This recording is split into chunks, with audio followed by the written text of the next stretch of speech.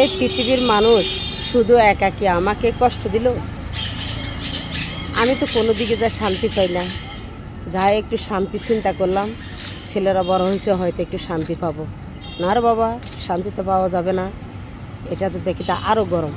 যত দিন আসতেছে অতই খারাপ হইতেছে, যত দিন আইতেছে অতই মানুষের প্রতি মানুষের ভালোবাসা কমে যাচ্ছে। কেন রে ভাই? আমরা তো মা জাতিরা, আমাদের কি একটু সম্মানের দরকার না?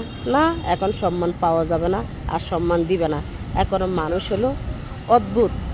ছেলে বলো, মা বলো, ভাই বলো, আত্মীয় স্বজন বলো, সব হলো অদ্ভুত। যত দিতে পারবা অত তাদের কাছে ভালো থাকতে পারবা, যত দিতে পারবা অত তাদের কাছে ভালো চলতে পারবা।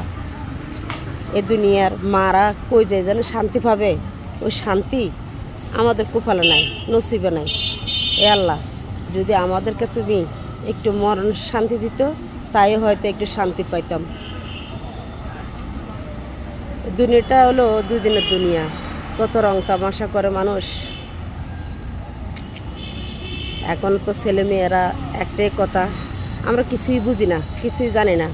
ওরা যা বুঝে তা আমরাও বুঝি না, জানি না। কখন জানি মূল্য হয়তো বুঝতে পারবো মনে হয়।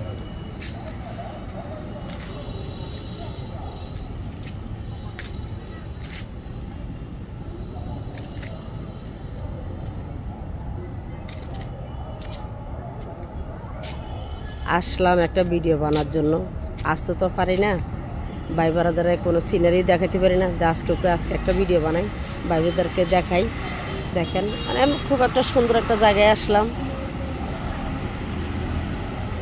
আমার কষ্টগুলা সবাই শুনে, একটু যদি আমার কষ্টগুলো আমি বলি, সবাই হয়তো কান্না করে দিবে।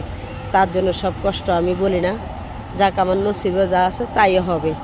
সবাই দোয়া করবেন, আমি যেন সবাইকে একটু সামান্য বিনোদন দিতে পারি। তাতে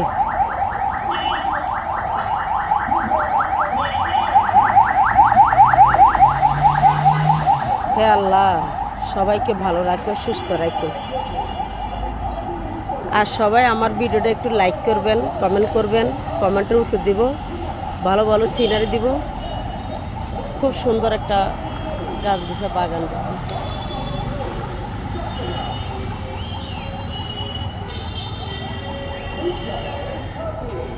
খুব সুন্দর জায়গা।